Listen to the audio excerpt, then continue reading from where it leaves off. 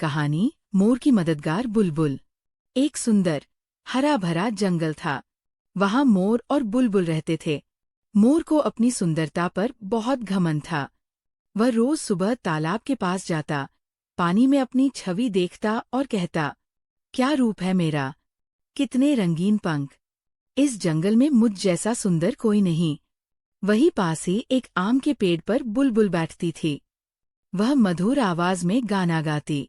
उसका गीत सुनकर जंगल के सारे जानवर, हिरण, खरगोश, बंदर, तोता, गिलहरी, सब शांति से बैठ जाते और सुकून महसूस करते।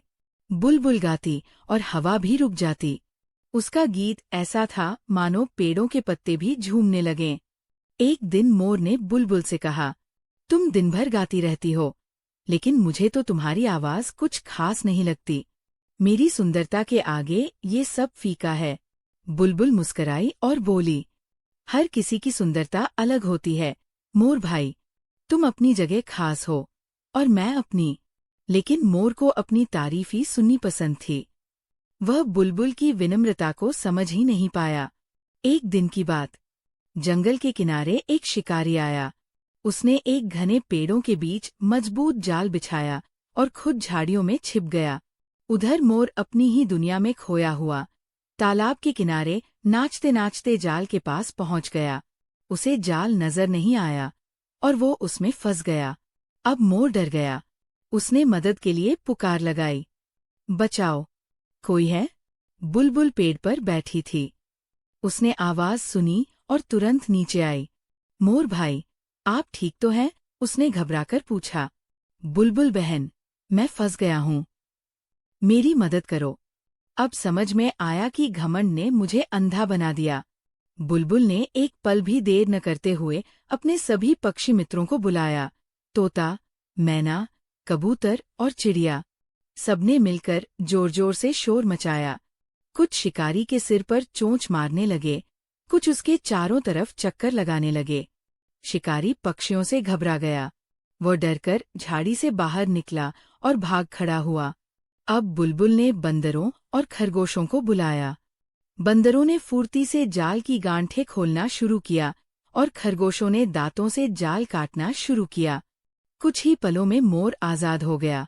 मोर ने सिर झुकाकर सबका धन्यवाद किया। उसने बुलबुल से कहा, बहन, आज तुम्हारी आवाज और सादगी ने मेरी जान बचा ली।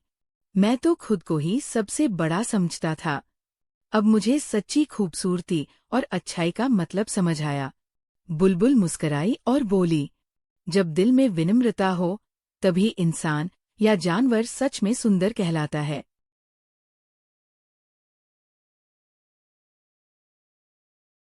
जो अपनी ही तारीफ करता है, वह दूसरों की नजरों में अपनी कीमत खुद ही घटा देता है।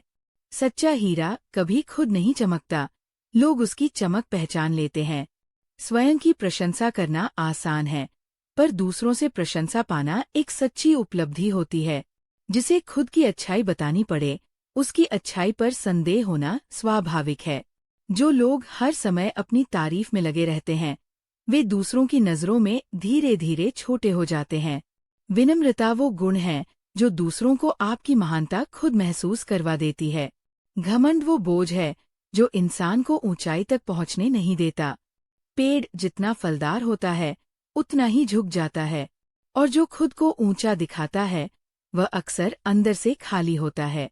खुद को महान बताने से कोई महान नहीं बनता। महानता तो कर्मों से दिखाई देती है। अपने मुंह मियां मिट्ठू बनने से बेहतर है चुप रहकर दूसरों को बोलने देना।